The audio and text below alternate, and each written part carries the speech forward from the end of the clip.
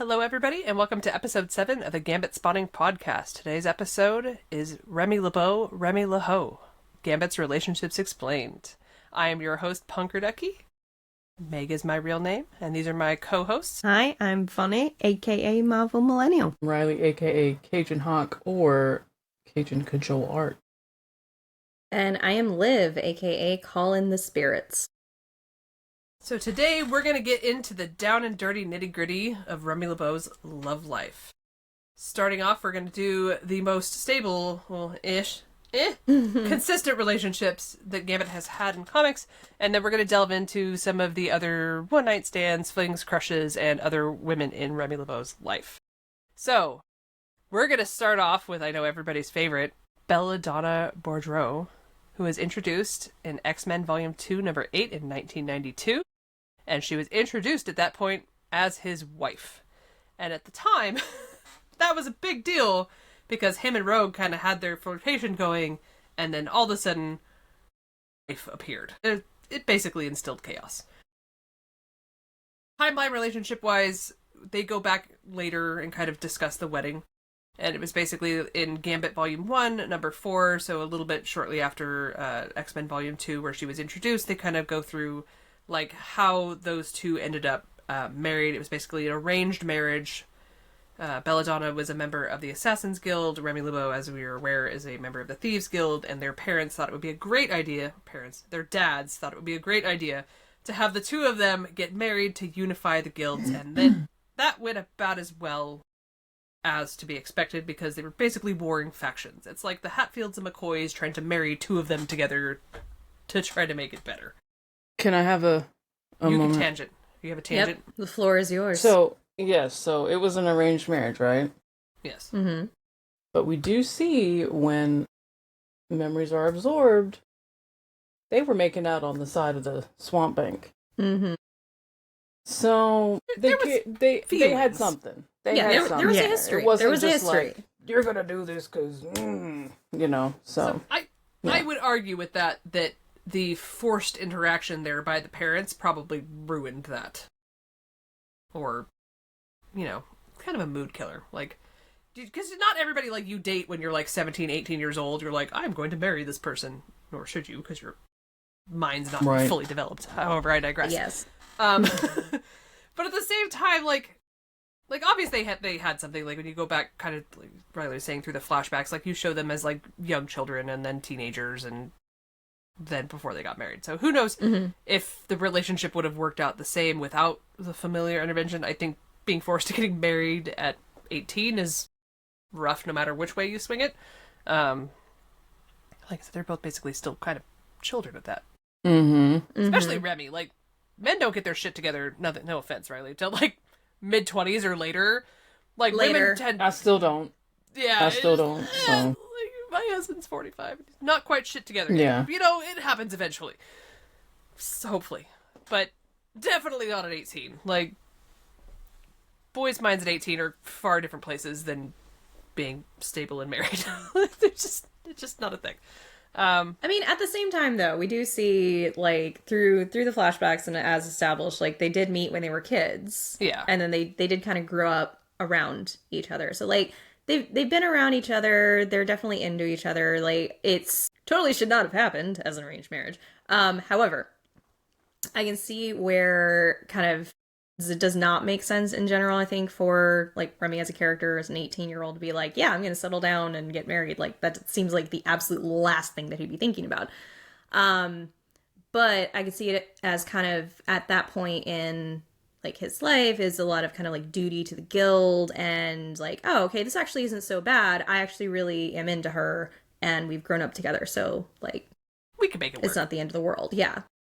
So it wasn't like he was, like, forced into it. As Liv just mentioned, like, they met for the first time when he was about 8 years old. He actually, like, saved her from a guild trap. Like, he saw that it was... He's like, oh, no, let me save her. That is later, however, hinted that was a setup for the two of them to meet. So, it's I again, don't know how much of their initial interactions were... It's like they're meddling. They're always meddling shit. Yeah.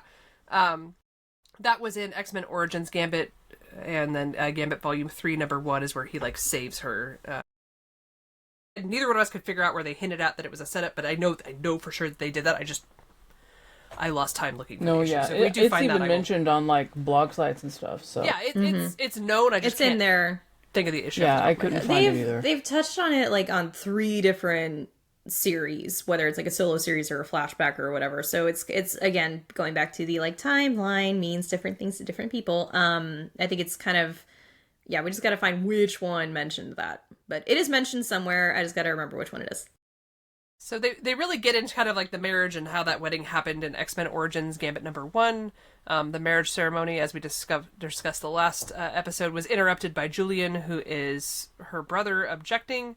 Him and Remy then fight, and Remy kills him inadvertently when his powers charge the blade that he stabbed him with. So like it wasn't like he meant to stab him. He didn't mean to blow him up. And then I don't know. That's about when Gambit's like powers were kind of like starting to like the explosive powers were starting to become an issue. So it may have been an issue with him being out of control with his powers, too. That's kind of that middle part prior to him going to Sinister and getting them fixed.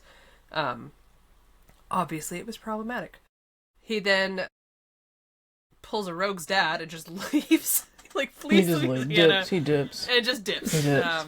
Remy dipped, not the brother. The brother's dead. But Remy was just like, he was banished. Basically, like, they told him, like, hey, you can't stay here. They never told him he could take Belladonna. He just was like, deuces, and left without her. Well, hang on. She originally was like, I'll go with you. And he told her, no, that's a terrible idea because all of your family is here. Your future is here. You are supposed to be the head of your guild. So if you come with me, you're going to hate me eventually, so we might as well start hating me now for leaving you. And then he leaves. He probably also said, there ain't no certificate that been signed, so if you find somebody, go ahead and marry that person. So we all have notes for that. We all got notes. So a little bit later, Remy returns to Louisiana to fight the Brood, and Belladonna was then killed. So this is how like we're introduced to her, is that basically she shows up, she says she's his wife, and then it promptly dies. Which is very Belladonna. That is very Belladonna. That's what she does. That was X-Men Volume 2, number 9, and then Ghost Rider Volume 3, 26 through 27. There's kind of like a crossover arc between the two of those. And then, shocker, she's not dead. She turns out to be alive. Surprise. Let's see. They then stole the elixir of life to save her, but not before Rogue touched her and absorbed her memories, including basically this like, oh, that's what it feels like to be loved by the man that I love. There's some weird shit happening with that. So, the whole touch thing, the panel looks like Belladonna grabbed Rogue's arm. Yes. She did, yeah. She was going to touch her, then didn't, and then Belladonna Belladonna was the one that touched. Rogue didn't technically touch her. She thought about it. There was still touching. There was touching contact. Whether it was intended touching or not, Rogue's contact with her caused her to basically drain all of Belladonna's memories and damn near killed her again into Rogue. And then Rogue wrestles with that for the rest of that arc, basically. That was in Gambit 93, number 2, and then Rogue deals with it shortly thereafter. So Belladonna is basically like a recurring pain in the ass that just kind of shows up for the plot now after that. Like, she just appears, just creates chaos, either dies or damn near gets Remy killed. It's never generally a good... It's not like they're good exes that see each other, like, nicely. Like, we'll go out and have dinner and meet cute and it'll be nice and then we'll just go our separate ways. No, it's like someone nearly dies or dies. Like, my thing with that, let me just... I'm going to take her side for a moment, okay? Give me a moment. So we know her dad is horrible, okay? Yes. Right? So if your memory got wiped away, there's no telling what he told her. That's true. That's true. So she's a completely different person now because of that. So I don't blame her. People's so bad to her, and I'm like, she got brainwashed. She did. She got brainwashed. But I did think it was funny, like, there's a later arc that comes in where she has a boyfriend that's basically like the Timu Remy. So... What is his name? Bandit? What is his name? Bandit, yeah. Yeah, Bandit. It's like Bandit, yeah. Bandit, and he just kind of like... The vibe is generally the same. Like, it's just funny. Like, it's just clearly like the knockoff version of it. So it's like, they didn't wipe her that hard that she forgot that that's what she's into. So... Yeah. She's like, you'll do. Nature versus nurture? I mean... There it is It again. goes back to the nature versus nurture. Oh no. She knows what she likes. So she got a type. With this marriage, like in the animated series, like it was implied that they were like engaged but never married. In the comics, they say wife. We see the wedding, but never see anything past it being interrupted. I'm just a question for the crowd and everybody. Like, was this marriage like even a legal thing? Like, obviously, it may have been previously consummated, but it was never consummated in canon post them being interrupted. So, what are your guys' thoughts on that? I didn't see a certificate. No, nothing existed. They probably went, well, there goes that. Yep. Okay, I have thoughts. Okay. I'm sure you do. So, one, on the timeline, Julian did not object when he was, I guess, supposed to. I don't even think they do that. Right. It was like they don't do that anymore. End. Yeah, it was after he kisses the bride. So like the ceremony's done. They're walking back down the aisle. And then Julian is like, this marriage is a sham. It's a disgrace. And he like, I don't know, like think he like backhands. That wasn't French enough. You need to do it again. No. We've already established I will chicken out when I do an accent every single goddamn time. Unless it's Texan. Shush. So he objects after the ceremony is over. But then when he's challenging him to a duel and all that, Remy does say, like, I'll be back in a minute to sign the register, which is, actually signing the certificate. So that's supposed to be after the duel. Obviously, things happened that were not anticipated. Yes, things went south. And then he's, exiled from New Orleans. I don't think that he exactly took the time afterwards to be like, oh, hey, Nani, I gotta go sign that marriage certificate. So that was, the certificate was not signed. The register was not signed. However, to have the ceremony, you gotta apply for the license.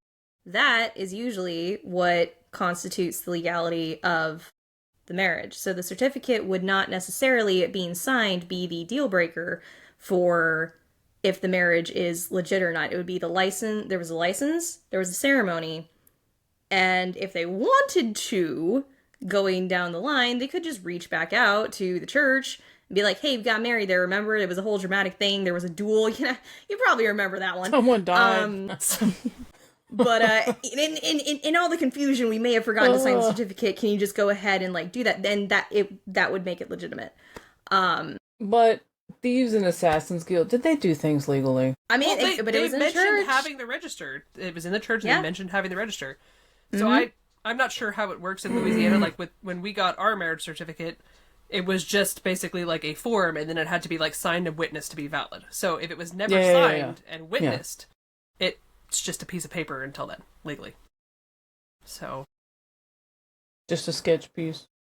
It could be. So technically they have 10 days to file it in Louisiana because I rabbit holed this. Oh my god. I looked this up. I am so proud. I'm so proud right now. I think the 10 days are up by now. I think the 10 days are up, but just a few days past. You can still look it up. And I also double checked because one other thing that I was thinking is that throughout all this, they refer to each other as husband and wife. Not even ex-husband and ex-wife, not until later. They refer to each other as husband and wife for a while after the first appearance and whatever. So here's the thing. In Texas, that would actually constitute a common law marriage. You just have to refer to each other. You have to be acting like you're, intending to get married. You have to be living like you are a married couple. They don't have that in Louisiana. They don't have that in Louisiana. I did double check. But that was an option that I was also looking at. But they do refer to each other that way. They do have, there was an official ceremony, so I'm assuming that there was probably a license since they were going through the legal hoops enough to do certificate. So I think it was a legal marriage. There was just a messy duel at the end. See, I feel like the potential for the legal marriage was there, but because if they hadn't made the point to be like, I still need to sign the register, we wouldn't have a contention. There wouldn't be no issue. I think it was more of it was. I don't think that it was that serious. I think that was meant to be a casual, this is only going to take a minute because I got to go, duel this guy. I'll be right back. I got to go kill your brother. Yeah. Like, I think You're that's right, literally Dave. like, I'll be back. I'll be It was back. an accident. Sure. But I'm not when sure you that when it you was challenge that much someone of an to a accident. duel, The stabbing listen, was not an accident. Julian was really going to blowing kill him up He was was the going to kill him. accident. Yeah, but if they did get married, let's be honest. Yeah. would she not be called Mrs. Why has she still got Belladonna as a name? Hey, you don't have to take on the last name. Well, we know the LeBeau wives don't have. They don't have They first got a names. They got Yeah, the she still hyphen. has a They got first the name. hyphen. She's got a name, so Yeah. they weren't married. Yeah. Yeah, they were like, we don't acknowledge this. See, Rogue is actually Rogue's last name. She never had a first name. I don't know. I was just like, Oh, depending that's on funny. how you eyeball that, because if they hadn't said, I know they were trying to be probably cheeky about like I have to go sign the register thing and it's only going to take a minute kind of a thing. But because they said that and implied that it wasn't signed, loophole. And then obviously I'm going with it was legal, and I think they just got it annulled. I think that a duel counts as grounds for annulment. annulment. Yeah. It didn't work out. We parted ways. But do you still need to annul it if it was never completed? I feel like we can debate it. Mm-hmm. Anyway, that's enough about Belladonna. I Poor have girl like a just love-hate misunderstood. relationship with Belladonna because I think, barring how possibly coordinated it was by other outside people, like him and her like having that childhood sweetheart love is very sweet. Like I'm for that when it works out positively. That's why my only like hang up with it is because obviously like she was scorned, and then there was like the issues after the fact where she keeps trying to come back and try to kill him, like, or It's not all her killing dad. him, but just like, you know, she meddles, Kidnapped she the meddles, wife, the kidnaps current things. wife. Like, she's kind of a turd. If she It's wasn't also a turd, really I would like her funny. better. It's funny whenever she's like, "Oh, we're gonna make you like make an impossible choice, and you must decide whether or not to kill Rogue." And then it's like, "Haha, just kidding. You're also gonna be on deck for a candidate for being murdered." And she's like, "What? No, I didn't see this coming. You should have. You really should have. But not the smartest one for an assassin, though. Yeah. But I think Also, her hair like, is bad. her hair is bad. I'll give you that. Her hair is What is bad. it, like a mullet, braids? I don't know what. Yeah, lots of braid. There's Choices were made. It was Oh, I definitely think I had bad. the same short haircut in like the early 90s because my mom made some fashion choices for me that I did mean, it not was the fairly agree 90s. with when I was small, as I That think was all the of our age of the parents probably mullet. did. Yeah, it Yep. was the I age of the dodged mullet. that one. I dodged that one. She says it Ah. was bangs. It is not bangs. It went to like here. Okay, like Yeah. that is not bangs at that point. That is whole ass head. I digress. Both my older sisters had that So- haircut, and I dodged So it. she gave you the Julian haircut? It was This one? almost worse. Like legitimately. Like it was. I got some pictures. I'll show you guys some pictures. It was real rough. Candid pictures. And then yeah. I show her. She's like, "That's not a mullet." And both of my brothers are like, "That is a mullet. You gave that child a mullet. yeah. That's not. There's Google no way mullet. around it." We have that conversation with my mom all the time. She maintains it's not a mullet. We're like, that is a mullet. That is what that is. Sorry, children of the 90s. That our parents probably did it to most of us. That and then the And boys you know- had the rat tail. I don't know. That's coming back. The rat tail's coming back. And the mullets are coming back. Ugh. Oh yeah, mullets are definitely back. Let it die, please. Yeah. Either I have just, your I, short I like hair the or have your long like the hair. center Don't- part, like, you know. I don't think. Or- I think if Belladonna's hair were either all mullet or all braid, it wouldn't be bad. It's the combination of the two that just make it go. Yeah. What is I can see that. happening here? She's like Hannah Montana, best of both worlds right here. I do She's have more to her say time. Long though, and short. if Rogue and Gambit weren't a thing, I wouldn't be like Mel is gonna kill me. I wouldn't be upset. Mel, If, close like- your ears. Yeah, Mel, close your ears if you're listening. If Gambit and Belladonna were revisited, if Rogue weren't in the picture, because I think had they been given a better chance post that whole wedding debacle to kind of work their shit out, like it could have been a positive thing. But because of the way they kind of like, no, he's gonna leave, he's gonna abandon you, then you guys are gonna have this weird hate love thing for a while. Like that's where the issue started. But it's irrelevant now because obviously he's with Rogue. But I wouldn't be horrified, but some people are just like, God, no, never put them back together. I wouldn't be upset No. about it. I She's agree. like Still waking kinda up makes from sense. nightmares today, right now. Yeah. Yeah. At 1 o'clock in the morning, she's gone.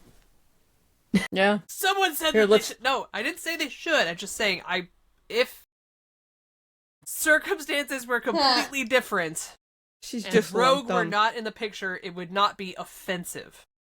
Like, him going to Storm, that would be offensive. Like, I would not be for that. Yeah, I don't like but that. But him going to Belladonna because of the history, I'd be more inclined to forget it. That's all. I mean, but even when we've had, like, the AU stuff, like, on the last episode, we talked about how they had the adopted daughter, Raven, and all that. Like, even then, I wasn't into it. Like, I think there's just too much... Well, yes, but... Like, I think you there's don't get enough investment in the relationship because she just immediately dies. There's not enough investment in the character in general to, I think, be like, yeah, I'd give them a shot, you know? Like, I don't know. There's more time spent on the hair design than the characterization. Well, listen, yeah. Once you become a LeBeau, you die, right? That's true. So That's your name. Oh, wait. Never mind. Well, it's when you become a LeBeau. It's when you get hang on. It's when you become a LeBeau and when you have a kid. You gotta procreate first. Mm-hmm. Then you lose everything. Then your job is done. You don't need a name. And see, this is going back to my stringboard theory for Unbreakable, but we can't do that because it's going to be spoiler. I have a stringboard theory for that, but yes, we're not. Hush. It's too bad. They should read it. If you guys aren't reading Unbreakable, just read it so it could just take your heart, rip it out, throw it on the ground, stomp on it a little bit, and you'll get where we're at. Speaking of that, let's get into his current comics wife. Also, the divorce angle from the last wife is never also implicitly mentioned. Like, there's never, like, divorce papers being signed in canon. He just starts suddenly referring to her as his ex-wife eventually. It took him quite a while to get to that point. It was off panel, okay? Yeah. But no, whatever. Clearly he was able to get married in the future, so they must have worked something out legally. So, Miss Anna Marie LeBeau, a.k.a. Rogue, a.k.a. Anna Marie with no last name until she got married, which is unusual for women marrying into the LeBeau family. Yeah, usually the relationship timeline, we're going to dive into this. So they are first met during the events of Muir Island, which is referenced in Rogue and Gambit 2018 number 2. On panel, they actually met in X-Men 91 issue number 1. The Rogue and Gambit thing was kind of a retcon.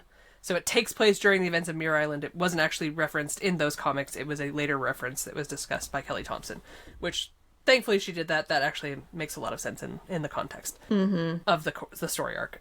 They were married in X-Men Gold number 30 in 2018. They stole the failed wedding of Kitty Pryde and Colossus. So, yay for us. Sorry for Kitty Pryde Colossus What fans. a day. Do y'all remember reading that for the first time?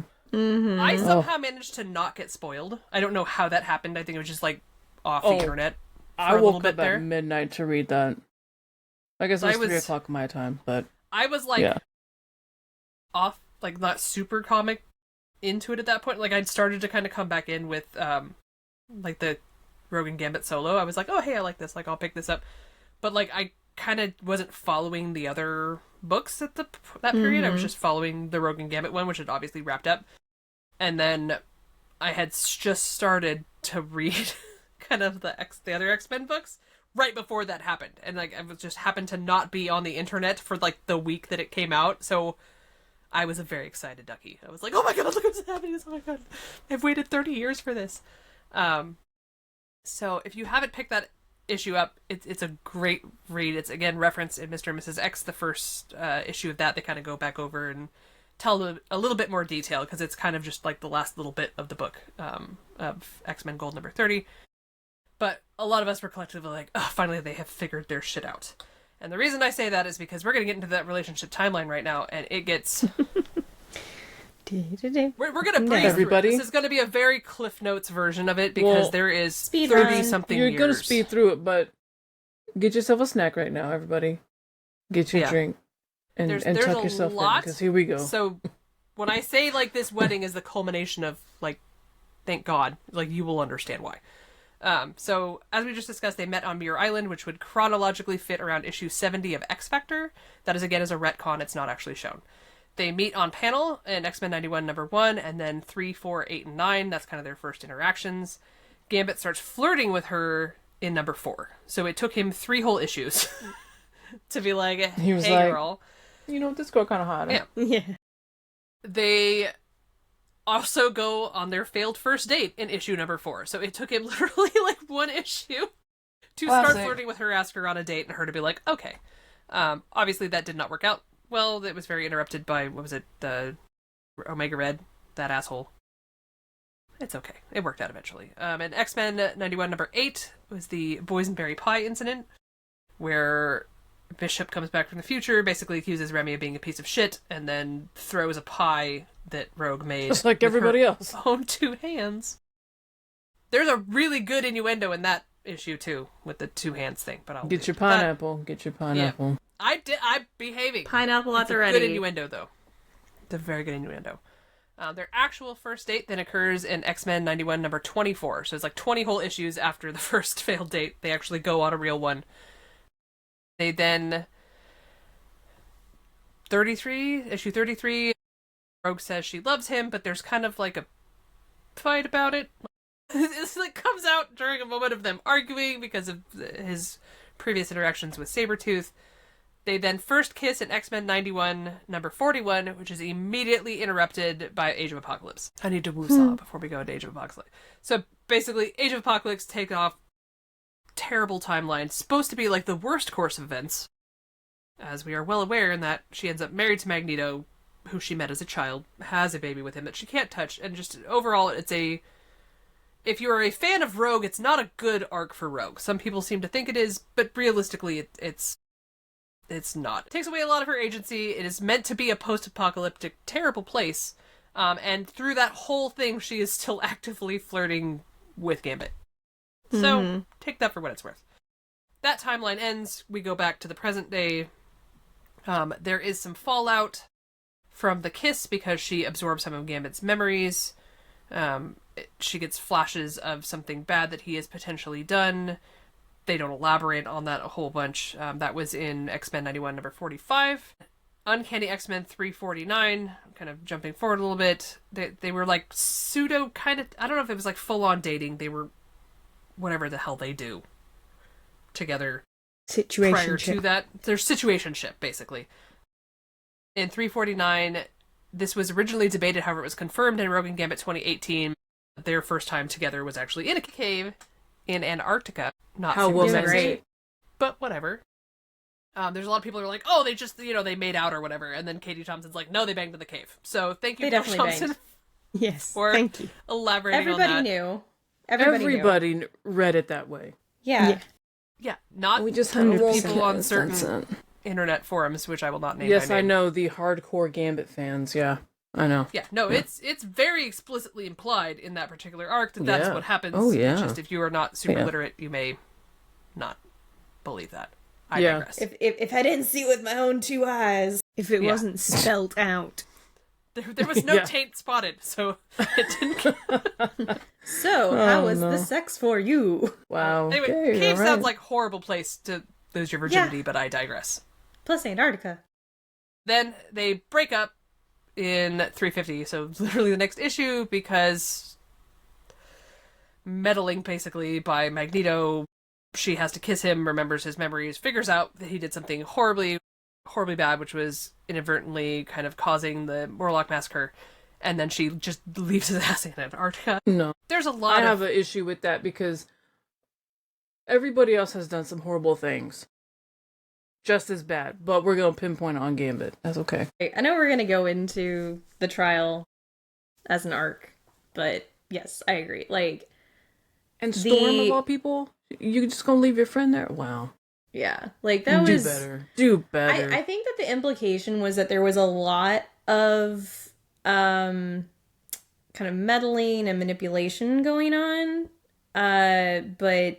Yeah, especially for me, if you're hearing it secondhand, I get where the rest of the team would be more inclined to be in that position, but for Rogue especially, she's absorbing his guilt, which I think paints a lot of the picture there. But, if she's absorbing the memory, she would also kind of see his actual role in it, which was not, he wasn't literally, murdering people. He was doing a job and did not ask questions. Yeah.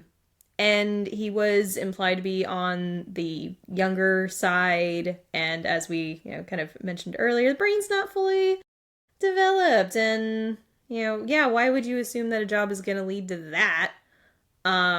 So, objectively, bad. Get where guilt is coming from. But yeah, the reaction of like leaving him stranded in Antarctica, yeah, that never made sense to me. Yeah, I hated it. That whole thing was just so messy. Like, yeah, I think they were trying to write him off. They were trying to, like, yeah, basically get rid of him as a Definitely. character, and that was the catalyst they were using for that, was like, we're gonna make him bad. We're gonna make him and Rogue have sex and him defile her, and then we're gonna kick him loose. And then everybody was like, no, but we liked him. And so they're like, just kidding, we're gonna bring him back. yeah. Marvel's like, crap, what do we do now? Yeah. So after that, again, we're speed running this because we have a lot of stuff to get through today. There is a couple of reading guides, which I will link in the comments of this episode, that are so you can follow along comic chronological wise to actually get more of the arcs out of it than just the cliff notes that we're giving you guys. They were on and off basically after Gambit comes back from Antarctica through X-Men 375, and then there's this like really horrible like Professor X mind moment where he's basically trying to test the loyalties of the people that are in his group by making them live through these like really horrible moments where somebody they love dies or something happens to them, to see if they'll like turn against him. And one of those is he made Rogue basically die in Gambit's arms, saying that as she's dying that they would have never worked out and for him to move on. And then afterwards, when they kind of realize that it was all not real, it starts to give her some doubts about that, and then she ends up being like, well, maybe we should kind of break up. And he's like, what do you mean? Is it over? And then they kind of go through that for a little bit, and then in Gambit 99 number 16, they actually break up as a result of that previous kind of thing. So there's like an actual on-panel breakup. So then they reconcile. There was an actual breakup, they kind of reconciled, and then they were kind of broken up again, and they reconciled again in like X-Men. And then it's like this messy, like, not sure if they're together, kind of dating, situationship shit for like a long period of time. And then in Extreme X-Men that came out in 2001, they end up powerless. They decide to start up their relationship again now that neither one of them have powers, and they are shown to be kind of living happily ever after in California in a place called Valle Soldado. It was a nice little arc. We liked it. It was where she like saves him from dying. They lose their powers. They seem very happy. They like move to another place. They're like living a new life. And then of course they end up both recovering their powers and then go back to that off again, on again kind of bullshit for several years. Mystique then interrupts their relationship by trying to seduce him under the guise of being a student called Fox. And in the Gambit 2004, in X-Men 2004 number 171. And then after that, like, Gambit and Rogue kind of go on separate solo arcs, and they're implied to be on-off. So, like, the Rogue 2004 series and Gambit Volume 4, like, they're not together, but they're not, I don't know, 100%, but they still talk. It's fucking weird. Like, trying to figure out when they're dating and when they're not through that whole process, because there's a lot of times where like, he's trying to date her and she's just like, no, but they're still hanging out and they're still in that kind of situationship phase. I think that's the best kind of word for that particular thing. Like, it's just not, it's not a full relationship, but it's something. And most of their history is kind of that. Then during the Messiah Complex, they are broken up. She ends up going to Australia, gets control of her powers, kind of. They get back together in X-Men Legacy around 220 and 224, kind of the moments where they have like big kind of coupley moments. And then in issue 248, basically there's a whole Home and Harbor speech where he's like, hey, like, I want you. I understand you have shit to figure out. Go figure shit out. I will be here when you get back. And she then does whatever she does with Magneto. They have a little fling, and eventually she kind of comes back in Astonishing X-Men. They reunite in a book in number 1, 2, 4, and 8. And when she comes back in, I think she makes like some kind of insult, and then Gambit's like, that's a fine hello to the love of your life. And she goes, still Remy? And he says, always. And I just like that's like one of my favorite lines I think that he ever says. Like, he's like, I'm always going to be here. Like, you can't get rid of me. Just because your feelings are conflicted and you don't know what you want doesn't mean that I don't want you, and I will still be here. Yeah. He's just waiting for her to figure it out. So it basically brings us up to, because that's in 2017, to Rogue and Gambit 2018, where they then are kind of forced into couples therapy together for a mission. They end up working their shit out. They go over all of these times they were like half in, half out, not quite fully committed, and they decide at the end of that to get back together and to make it work. And then they are promptly married in a surprise wedding in X-Men Gold number 30, also in 2018, which then jumps into Mr. and Mrs. X in 2018. So it's literally like on again, off again, on again, off again for decades. They go to therapy, they get married. Like, that is how it worked. Which was lovely for us to read. Like, we went from, like, crumbs to, like, the Holy Grail in, like, a year. So it worked out very well. And that's where they're at now. They've been married since 2018. Rogue now, through the arc of Mr. and Mrs. X, has full control of her powers, which is why they're able to touch. There's a lot of people that seem to get hung up on that, because they've been out of comics for a while, and they're like, I don't understand how Rogue is touching him. Yeah. It makes perfect sense. Read Mr. and Mrs. X. They literally lay out. You don't have to have any previous knowledge, really, of the characters for them to explain that. Same thing with the Rogue and Gambit relationship in general. If you're coming into this new and you have no idea their history, Kelly Thompson did a really good job in Rogue and Gambit of going back and rehashing kind of their big moments and making it all make sense in continuity. So definitely pick those up. Okay, so now that we've discussed Gambit's wives, we're going to go into our secondary topic, which covers flings, lovers, rumors, and crushes. There's a lot of them. It's a lot. As we have discussed, Remy kind of has that bad reputation of being Remy LeHeaux instead of Remy LeBeau. But realistically, like, this list is very short. When you compare him to characters like, say, Wolverine, this is negligible on the Wolverine list of things that he has, people that he has interacted with. I tried to keep this, like, vaguely chronological, and again, we'll reference comics if you guys want to go back and look. The first one is mentioned in X-Men Volume 2, number 33, which is where Gambit and Rogue kind of have their disagreement on the dock, where she tells him that she loves him, and then she's like, I don't know if you even know what that means. That is because of the incident in Paris. So when Remy was 17 in Paris, he seduces a woman named Genevieve, basically to steal something from her. Sabretooth then kidnaps her and his brother, and then threatens to drop them off a building, and was basically like, you can only save one. Remy saves his brother, who again dies shortly thereafter. Because he says, Henry, you can't die yet. Yeah. You have to wait until it's pivotal. Yeah. And the young woman is killed. Sabretooth then brings that whole incident up to Rogue as like, look, you can't trust him. This girl thought she could trust him, and she died, basically. The next one is kind of hinted at in Uncanny X-Men 324 is a woman named Claire DeLuc, who's a waitress, where Gambit, when he was exiled from New Orleans, kind of hung out with her. It's hinted as a relationship. Marvel Database refers to her as an old acquaintance. It's never like really specified, but there is some kind of history there. It's just not really elaborated. They were acquainted. They were acquainted. They were good friends. They were roommates. Historically good friends, as they would say. The next one we kind of get at is Spat. Spat is one of the major players in the Antarctica thing. There's basically a hinted relationship, and then she ends up basically being de-aged, and it's Gambit's fault. It's occurred prior to her first appearance, which was in Uncanny X-Men number 347. It's never shown on panel.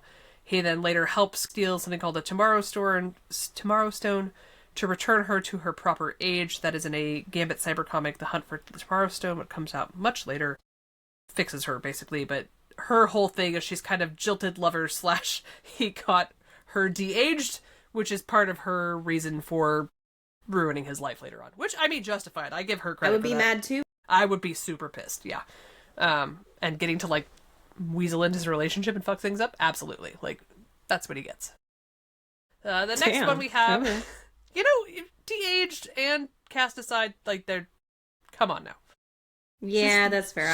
I'd be petty she too. She has some, was it like First Wives Club energy, or what is it, where the chick like lights the car on fire? Waiting to Exhale, or no? One of those, I can't remember what, it's one of those where the chick like lights the car on fire, and like puts all his clothes in it and fucking burns the car down. Like, that's that level of rage. I understand it. I wouldn't do it, but I understand it. The next woman, Sekmeht Conoway, is a flirtation mostly on her part. It's in Gambit Volume 3, issue number 1, and then she kind of floats back in and out throughout some of Gambit's story arcs. She kind of keeps running into her. She ends up in that hunt for the Tomorrow Stone, where she was kind of vying for that stone too for her own personal reasons, and then gives it to Gambit to give to Spat to unfuck that situation. Andrea Strucker, half of Fenris. Gambit suggests that he has an affair with her, basically in front of her brother to gross him out, and it works. That's in Gambit Volume 3, number 10. Yeah. I don't know if that actually happened or not, or if he was just, honestly, just fucking around and trying I could see going either way, to be honest. Like, I banged your sister. Like, that would distract people. Like, that, especially if they think it's plausible. I'm just saying, like, that would distract me if I was battling with someone and they were like, yeah, I had an affair with your sibling. I'd be like, ew, first of all.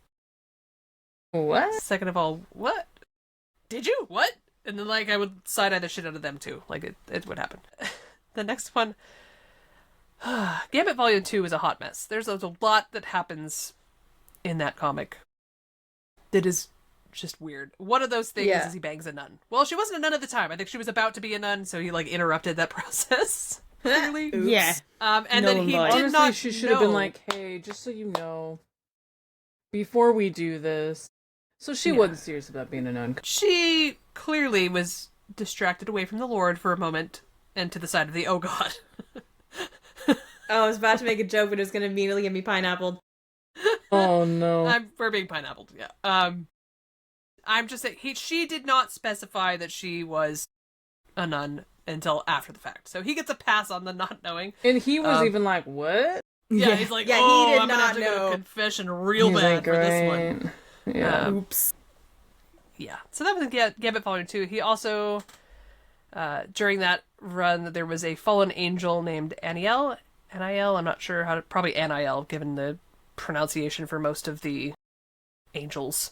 He had a crush on her, and I think they had a kiss, and said she was like the most stunning, beautiful woman that he's ever seen. However, she's an literal angel, so that's allowed. I'm sorry, but have you seen the art? She was not that beautiful. Sorry. Neither was anybody else in that particular run, so... True. True. She was the highlight of the issue, comparatively, so he gets a pass. What, just because she was walking naked on the beach? Yes. Part of it. You know, that probably swayed him a little bit. I would just fucking falls from heaven, like, ta-da! And I she would be gets distracted Nikki's by trench that. coat. Mm-hmm. Yeah, it was very sweet. Protecting That's a whole vibe. her modesty. That's so sweet. Anyway, he never banged the angel. He did try. He probably would have absolutely banged the angel if given the opportunity, but I don't. I think she was just like, no. Stick with your nuns. We're only going to a certain level of blasphemy today. We're not going... Just the mortals, please.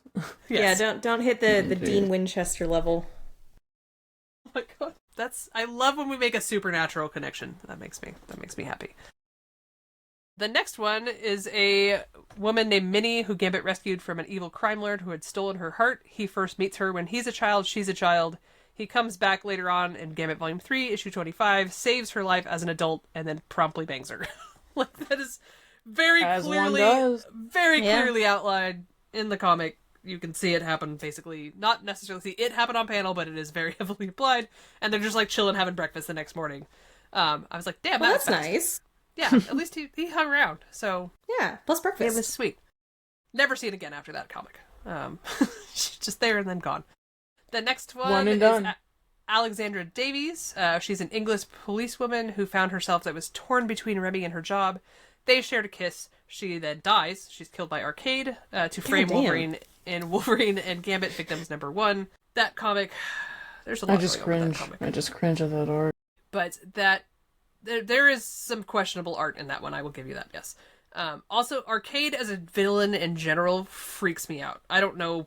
Oh god, yeah. No. Like, I hate it. He's got like the ventriloquist doll kind of vibe going to him, and I just can't get behind it. It nicks me out every time.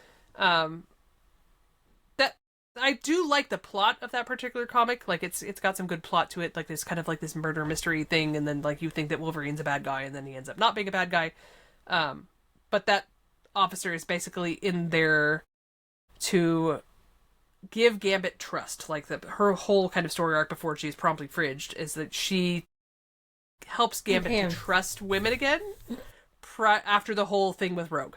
Like, their whole Antarctica thing. So this is like the first woman post-Antarctica that has trusted him, and it helps kind of set him back on the, okay, maybe everybody doesn't hate me arc. So it was, again, necessary for his character development. I don't think killing her was necessary.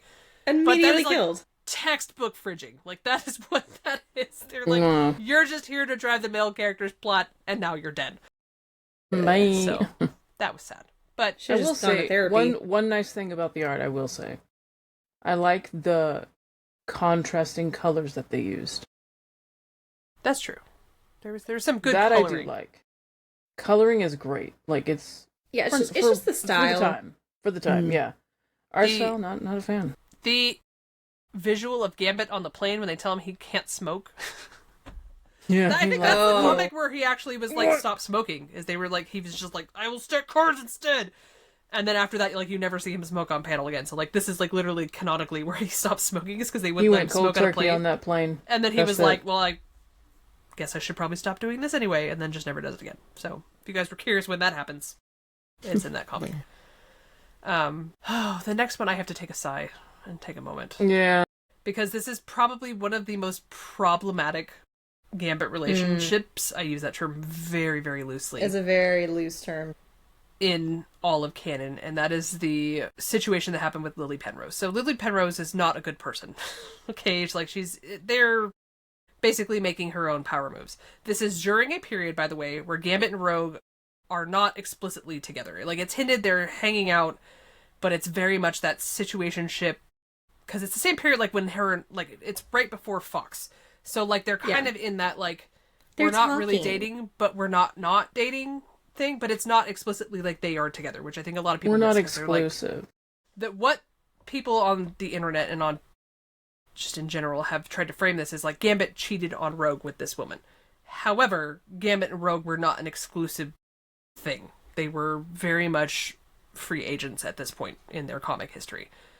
The other thing that is problematic about it is, and this is I just get so mad about this, is the woman basically grabs him, tries to drag him into a room, implies that she wants to have sex with him. He tells her no multiple times, and then still at the end ends up getting drugged into the room. Presumably they have sex. It is caught on a surveillance video, which then becomes a plot device for later. But it's not entirely consensual, and then afterwards it's played as a joke. Like, he comes out and he's like, well, I am just a man. And it's like, if that were a woman, if the roles were reversed, that would be a rape. Textbook. Absolutely, 100%.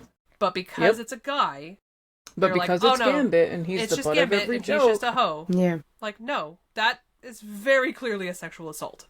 Like, that he said no.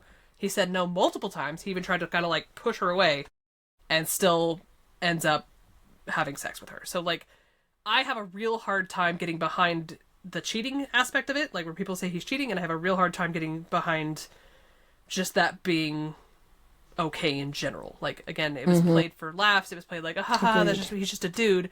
But like, that's not okay. Every time male or female says no, that no is a sentence. That is a word. No means no. No means no. So it bothers me. There's a couple other issues that happened in that particular run that bother me, but that is the big one. And then it's like, it's thrown around as Gambit is this horrible cheater, and it's not. Like, realistically, like, he was assaulted. If anything, like, he is a victim in this whole thing. They don't look at it through that lens, Meg. They don't look at that.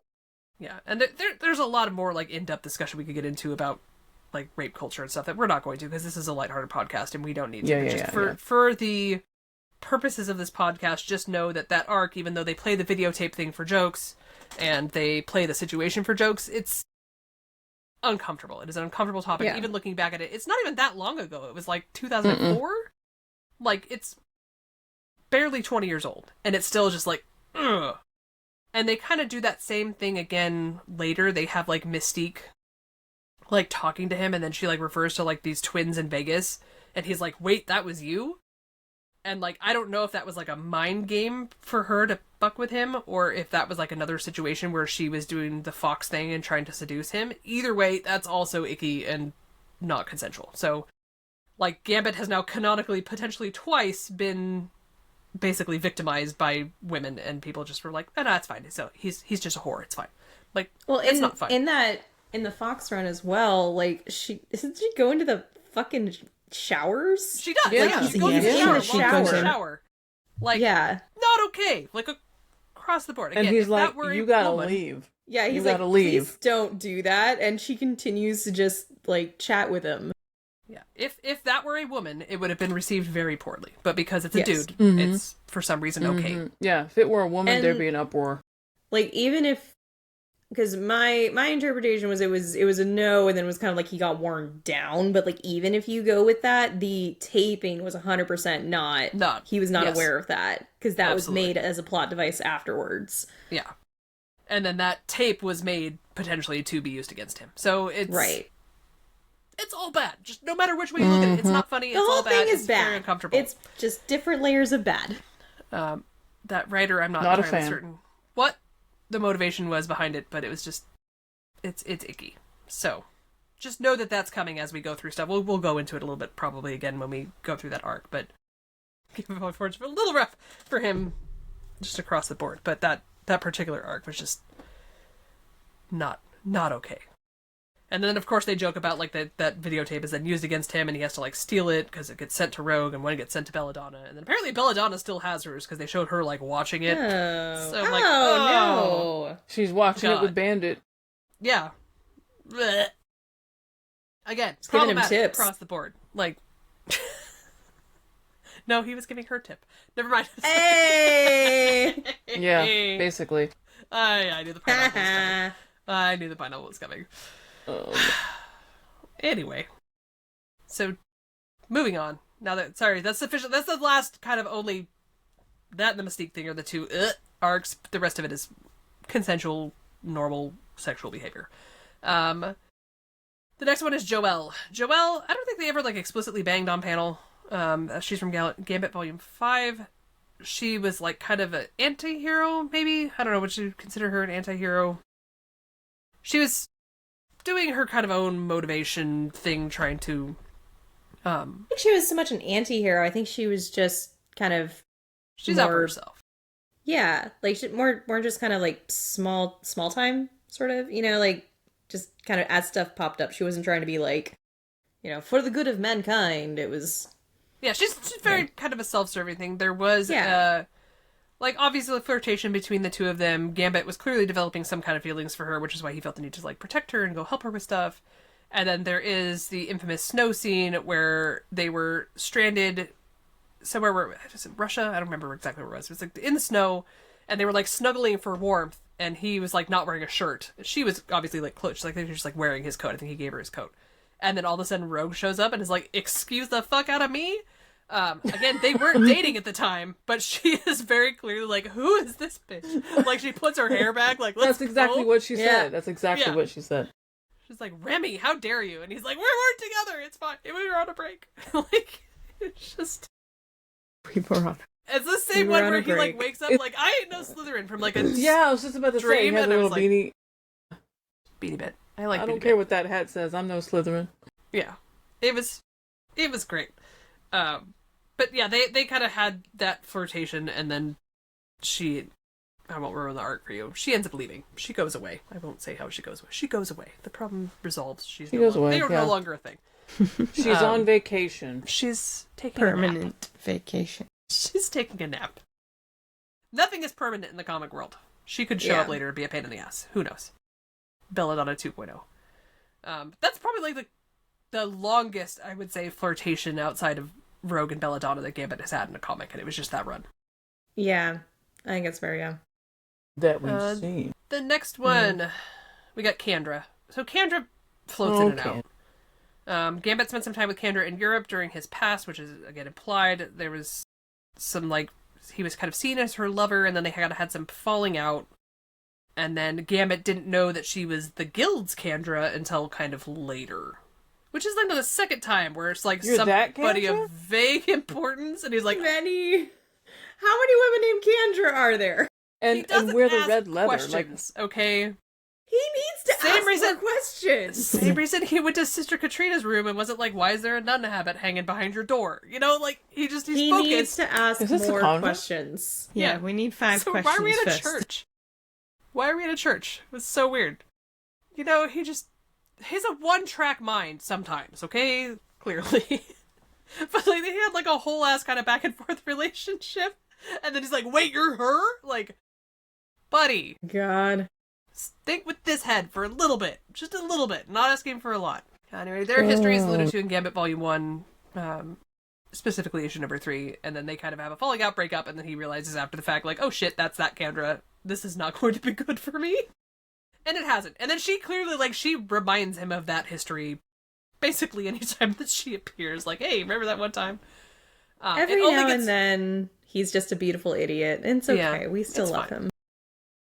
It gets really weird because when you realize later on that she actually met him when he goes back, like, into his past history. So there's timeline wibbly-wobbly stuff. Wibbly-wobbly, timey-wimey. Wibbly-wobbly, yeah. So just know, Candra's a weird one. You should not be getting involved. She's an external, right? Is she external? Is that what they call those? Mm-hmm. Yeah, I think so. Okay. So she's an external. Do not, comic-wise, it's a bad idea to put your dick in an external. So Gambit, stop doing that.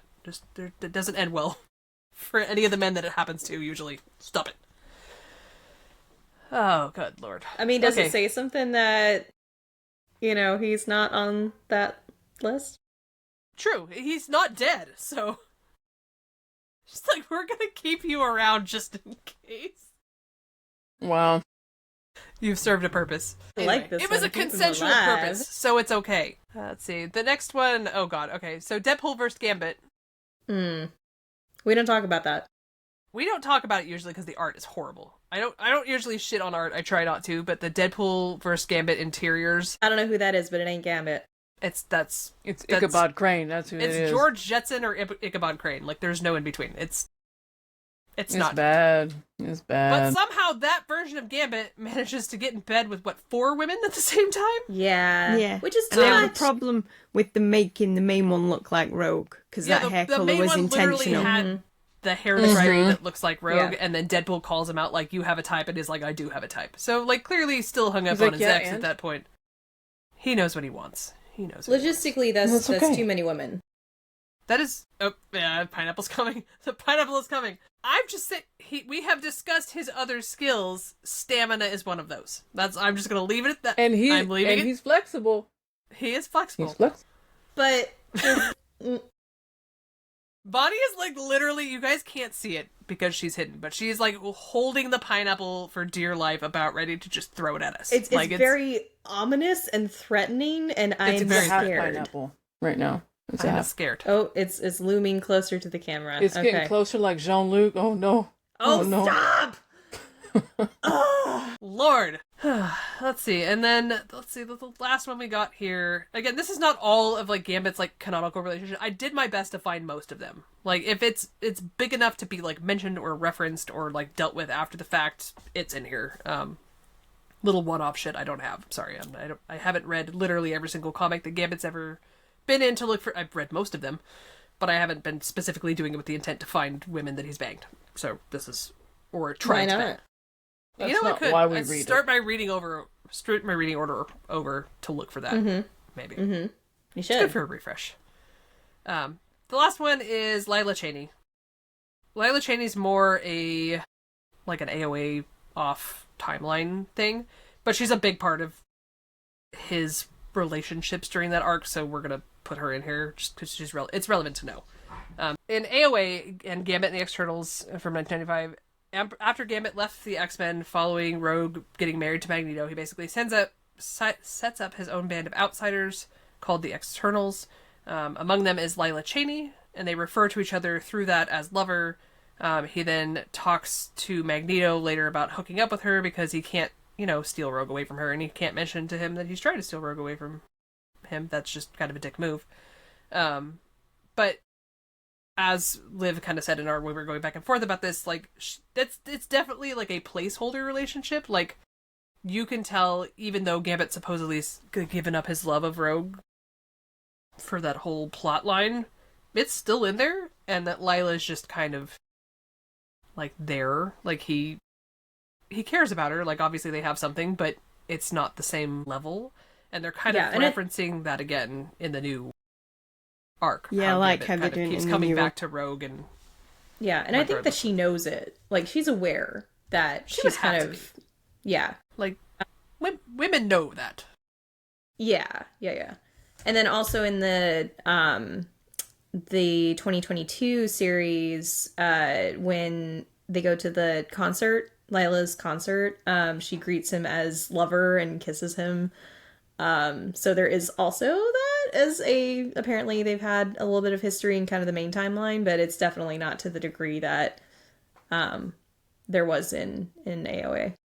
Yeah, so it's a hinted 616, but a confirmed AOA situation, which I think is kind of interesting because, like, in like the rogue side of it, obviously, like in AOA, like she had that whole thing with Magneto, and then in the comic side of it, it was a very kind of brief period in her actual history, and it's the same kind of thing with now Gambit and Layla Cheney. Like in AOA, like obviously they had something more significant, and then in 616, it's just like a nod or an allusion or like a hint at it. It's not it's not the same kind of level. So I think it's interesting that both of those have a romantic partner in AOA that comes out of AOA, but not to the same level. You know what I mean? Yeah. I'm just me talking out. As, like, you know, obviously Rogue and Gambit forever. But as a alternate universe, if Rogue not option, I actually don't mind Lila Cheney. I like her as an overall character, and I think that they kind of worked well together. Yeah. Also would not be horrified by it. I think it's a good vibe. The other one that I think of sometimes, I don't think they've ever actually like dated or anything on panel, is Black Cat. Just because I think that they have the dynamic the two of those have would be cute. Yeah. Yeah. I mean, thieves, yeah. They sure swung off on the end of that Spider-Man comic, like, they had plans with each other. Never explicitly implied, but I wouldn't mind that. It was implied.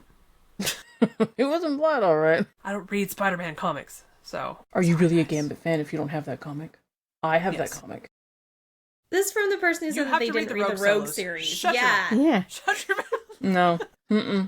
Nope. Ain't gonna do that. I'm gonna cling to one end of a Spider-Man where something is implied versus an entire solo of a character that he's not married to. It's fine. Not throwing shade. Nope. Shade. Nope. No, not at all. Nope. Anyway. There's also a couple of weird alternate universe marriages. In our 32098, he's married to Sarah LeBeau. Sarah should be familiar because that's Marrow. And that is also weird because, as we know, in 616, Gambit saved Marrow from the Mutant Massacre, or Morlock Massacre, when she was a literal child and he was a grown-ass man. So that's just kind of icky. That's in X-Men Volume 2, number 98. Nope. And Rogue, again, pops into that particular... It's also a very horrifying version of Gambit. We should have used that one for Smasher Pass, because he is just absolutely not having it. But Rogue, like, pops into that comic, and he's very much like, hey, girl, how you doing? And Marrow's just glaring at him. So, see, it doesn't matter the universe. Even if it's an AU, they're still like, oh, hello. Yeah. One-track mind, both of those. And then in X-Men Millennial Visions number 1, we covered that in the last episode, because he has a kid with her in that. It's going to be Storm. He's married to Storm. I don't know if is she dead? I think she might be dead in that. Don't like it. Might be like he just had a kid with her. They got married and they have a kid, so yes, she no longer serves a purpose. She's just Mrs. LeBeau. Yeah. Yep. Doesn't even have a name anymore. It doesn't even say Storm, it just says Mrs. It's Mrs. Storm LeBeau. Monroe LeBeau. Yes, and then no first name. Monroe LeBeau. Oh, that's terrible. That's a horrible name. There's too many vowels. Sorry, Aurora, you deserve better. You deserve better. Yeah. God, that's a terrible name. Well, like, she's dead now, so that it's fine. That should kill the relationship anyway. Like, Storm, you can never be with Gambit because your name would be too fucked up. Like, you just can't do it. We can't do it. Oh, and with that, we're wrapping up now our dirty dive into Gambit's love story here. Obviously, he's been married twice. He's had a handful of flings.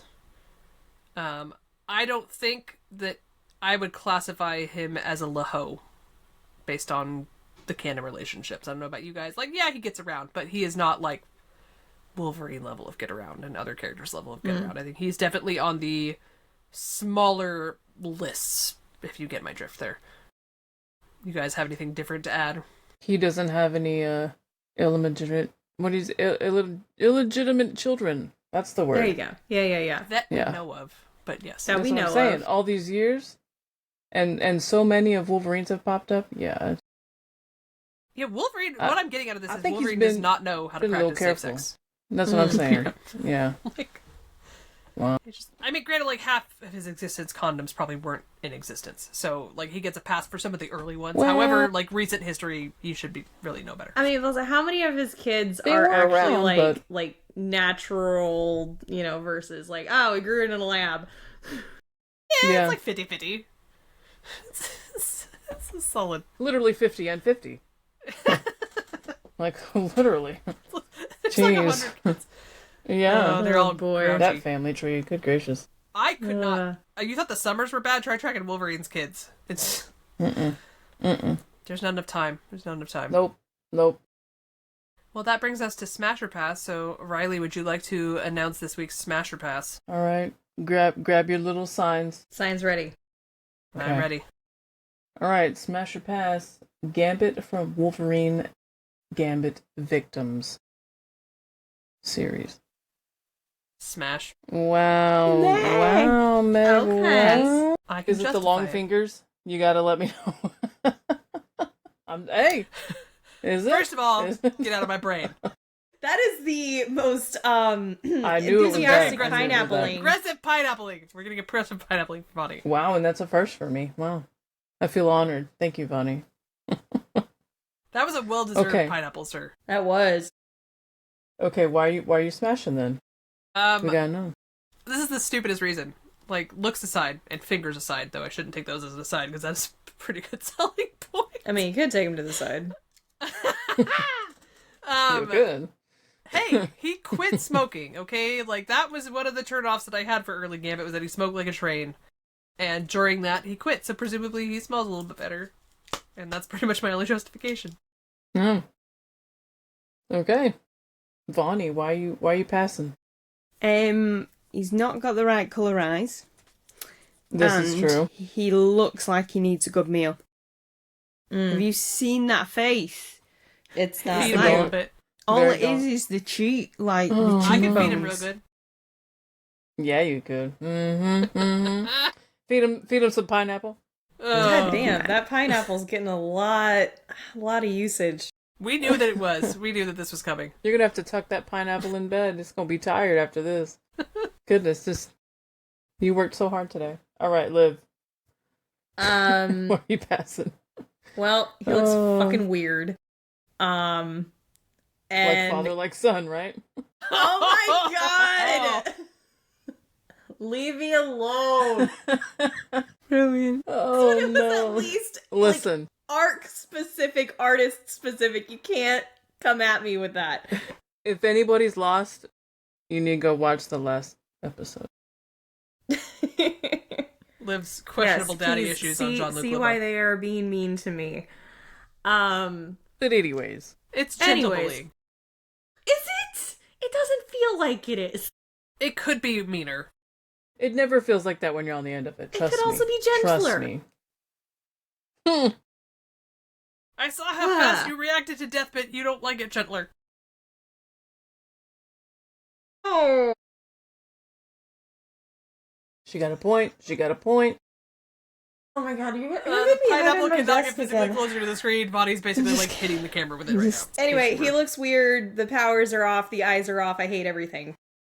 Okay. Like, they're I do blue. think Why are they blue? Objectively His powers. speaking, he is the Yeah. prettiest thing in that comic, though. What is? It's objectively, he's the prettiest thing in that particular comic. Because Arcade is terrifying, Wolverine is terrifying. Oh, yeah. and everybody That's looks saying terrifying. a lot. It's saying a lot, but It's a low it is bar. what it is. It is a very low bar. Clearly agree. Moving on to Charged Card, Gambit stuff to buy. This month coming out in December, we have X-Men 97. There's a pop-up book, which looks super cute, and it's supposed to be super adorable and, again, child-friendly. I think it might tie into, like, the X-Men 97 comics that they did. I'm not entirely certain. There's not been a whole bunch of elaboration on it. I just know that it's a pop-up book, and it's coming out in December, so look out for that. Comics coming out, we have... From November 26th to December 10th, Unbreakable X-Men number 3 is coming out December 10th. Rogue Storm number 3 is coming out December 17th, so keep an eye out for those. I'm not sure how much involvement that he's going to have in Rogue Storm. He was a bit part in the first issue, and it's implied that he's going to be a bit bigger of a character moving forward. I just don't know how much. In what capacity? And in what capacity. In Unbreakable X-Men, though, he is the lead, so he should continue, presumably, to be the lead in that. I don't think they're going to be like, just kidding, you can't be in here anymore. And then I think that wraps up the arc. There's only like 3 books for each one of those, and then we go back into main continuity starting in January. So, if you aren't following those, Unbreakable X-Men, by the way, a heartbreaking read, but I think that's probably one of the better comic books that I have read lately. Like, there's just so much... Absolutely.